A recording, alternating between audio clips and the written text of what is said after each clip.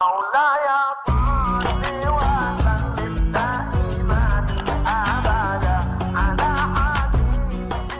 بسم الله الرحمن الرحيم. السلام عليكم ورحمة الله وبركاته. الحمد لله رب العالمين وبه نستعين على أمور الدنيا والدين سيدنا ومولانا محمد وعلى آله وأصحابه ومن تبع هداه إلى يوم الدين. Amma ba'du, hadratal mukarramin al-muhtaramin yang sama-sama kita hormati dan muliakan, Fadilatul Syekh Musanna Adnan Muhammad Altaf wa Fadilatul Syekh Muhanna Adnan Muhammad Altaf, al-mukarramun Bapak Dr. Tuan Guru Zainul Huda juga yang kami muliakan, al-mukarramun para tuan guru yang insyaallah yang akan menterjemah nanti.